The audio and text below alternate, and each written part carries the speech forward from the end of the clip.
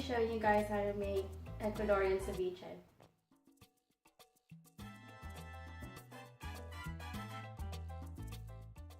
You guys will need 4 pounds of shrimp, it can be fresh or frozen, 2 red onions, 15 limes, 4 big tomatoes, 1 bell pepper, a half a cup of ketchup, and a half a cup of cilantro.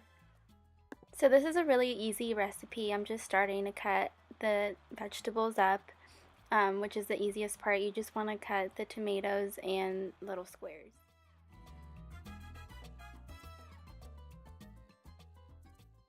Then I just take the cilantro leaves and you just chop them up in little pieces like this.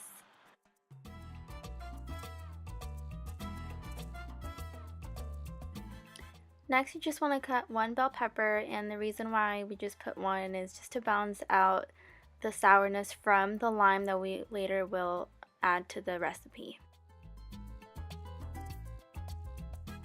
Bell peppers are low in calories, contain phytochemicals, and beta-carotenes, which provide antioxidants and anti-inflammatory benefits. So the next thing I did, I cut the limes in half and I strained them, and I ended up with half a cup of lime juice. So the next thing you guys want to do is cut the onion in very thin slices. We don't want any thick slices here. Okay, so this next part, don't freak out guys, we're just going to use about maybe less than 1/4 of a cup of salt. And we are going to add some water in there, and we're going to let the onion soak. And the reason why we do this is just to get the sharp and harsh taste out of the onion. So we're just going to let the onion soak in the water for about 15 minutes. And after those 15 minutes are up, we're just going to rinse the water out and make sure you rinse it thoroughly. Red onions also contain plenty of vitamins and minerals, including folate, thiamine, calcium, magnesium, and potassium.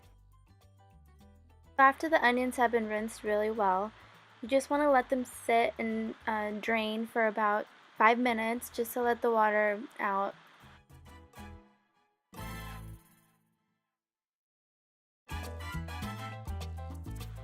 So while my onions are draining, I'm going to start peeling the tails off of the shrimp. And like I mentioned before, you can buy them frozen or you can buy them fresh. Mine had already been thawed out and they were already clean and no heads on there, so I'm just taking the tails off of it. After I'm done peeling the shrimp, I'm just going to add it to the pot on the stove. We're going to let it steam for about 5 to 10 minutes. And I'm just going to add a little bit of salt and pepper, about maybe a teaspoon.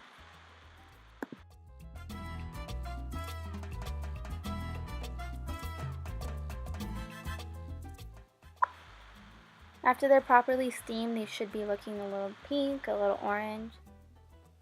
After you've steamed the shrimp, you just want to drain the juice out, which is going to be a lot, and we can later add this if there's not enough lime juice to the shrimp. You want to let the shrimp cool for about 5 to 10 minutes as well, just because you don't want to add everything together when it's hot. So now that we have cut up the onions, the cilantro, the limes, the tomatoes, and the bell peppers, and we have prepared our shrimp, we can start mixing everything together in a big bowl. So I decided to show you guys this dish just because it's the first thing that came into my mind. I think it's very easy, it's very healthy. This dish is very high in iron and phosphorus, potassium, selenium, and as well as very high in vitamin A, B12, and vitamin C. What I like about shrimp is that it also provides less than 85 calories for maybe a dozen of the shrimp. It is high in cholesterol, but it is very low in saturated fat, and it doesn't contain any trans fat. Now, my servings that I did, this would actually feed about 8 people. Obviously, just 1 pound is about 4 servings, so just portion your sizes. This is a really fun dish to make. It only takes about 45 minutes to an hour just because you have to prepare everything, but it's super easy and there's very little cooking involved. So some cultural background on this, it's actually pretty interesting. I am Mexican and my immediate family is Ecuadorian, and they do it a little bit different than we do. They actually eat it with plantains, and we tend to eat it with tostadas, which is a toasted corn tortilla. So the ceviche can be served with the plantain, and they actually go with green plantains, and in Ecuador they call it chifles, but we went with the yellow plantains instead, but it still tasted really good. And I'm just going to bake them for about 10 minutes or until they look a little crispy. And then you're all set to eat.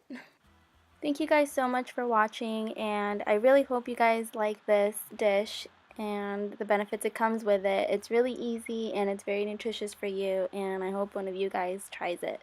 Thank you.